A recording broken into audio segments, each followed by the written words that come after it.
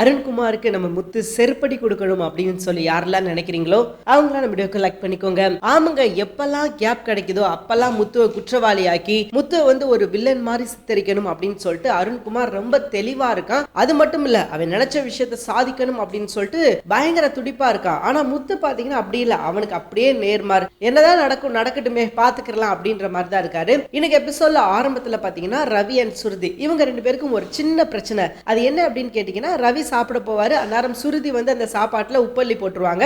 And அதற்கு பழிவாங்கிற விதமா நம்ம ரவி என்ன பண்ணுவார் அப்படின்னா, சுருதி ஒளிஞ்சிருப்பாங்க. சோ அந்த இடத்துல சோப்பை போட்டு நம்ம சுருதியை கீழே விழுக வச்சிருவாங்க. இதை பார்த்து முத்து மீனா என்ன பண்றாங்க அப்படின்னா, இவங்க ரெண்டு பேத்துக்குள்ள ஒரு பிரச்சனை போய்கிட்டு இருக்குது. அந்த பிரச்சனை எவ்வளவு சீக்கிரம் முடியுமோ அவ்வளவு சீக்கிரம் முடிச்சு வச்சிடணும், இது சரியில்லை அப்படின்ற மாதிரி சொல்லி அந்த பிரச்சனையை முடிச்சு வைக்கிறதுக்கு ஒரு பிளான் போடுறாங்க.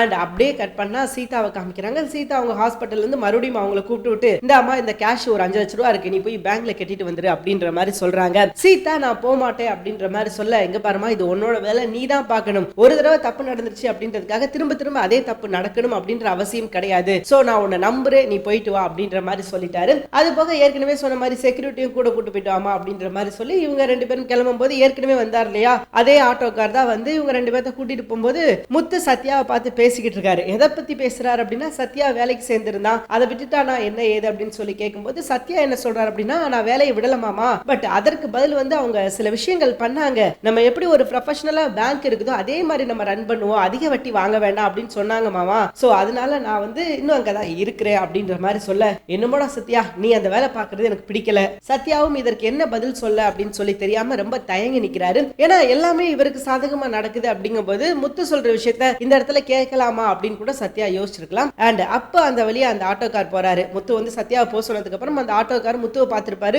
பார்த்தவொன்னே அவர்கிட்ட பேசணும் அப்படின்னு சொல்லிட்டு சீதா கிட்ட சொல்றாரு. சீதா என்ன சொல்றாங்க அப்படின்னா, இல்லனே அதெல்லாம் வேணாம், ஏற்கனவே பிரச்சனை ஆயிருக்கு, முதல்ல நேரா பேங்க் போங்க அப்படின்ற மாதிரி சொல்ல, ஏமா அது உன்னோட மாமாமா, கண்டிப்பா நீ அவர்கிட்ட பேசணும் அப்படின்ற மாதிரி இவர் சொல்ல, சீதா இருந்துகிட்டு அதெல்லாம் இருக்கட்டும்னே அப்புறமா பாத்துக்கலாம், முதல்ல நீங்க பேங்க் போங்க, பேங்க்ல என்ன நடக்குது, அங்க என்ன சிச்சுவேஷன் அப்படின்றத முதல்ல பார்க்கணும், பணத்தை முதல்ல அங்க கட்டணும் அப்படின்ற மாதிரி இவங்க சொல்ல, ஏமா பணத்தெல்லாம் கெட்டிக்கலாமா, முதல்ல அவரை பார்த்து நான் பேசிட்டு வந்துட்டேன் அப்படின்னு சொல்லிட்டு ஆட்டோ நிப்பாட்டுறதுக்காக போயிட்டாரு.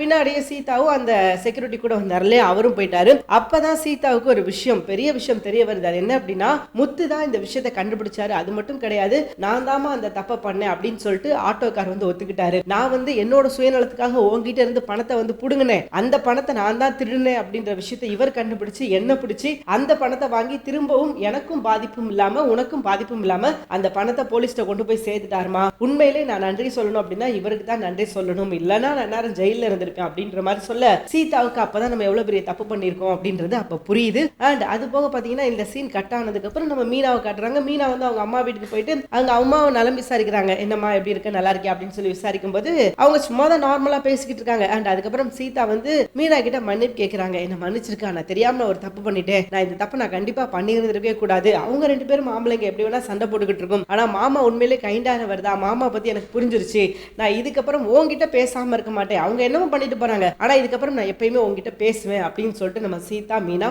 ரெண்டு பேரும் சேர்ந்துடுறாங்க. இன்னைக்கு எபிசோட் நடந்த விஷயங்கள் அப்படின்னு பாத்தீங்கன்னா இவ்வளவுதாங்க. இனி அடுத்த எபிசோட்ல என்ன நடக்க போகுது அப்படின்றத அடுத்த வீடியோல பார்க்கலாம். தேங்க்யூ ஃபார் வாட்சிங்.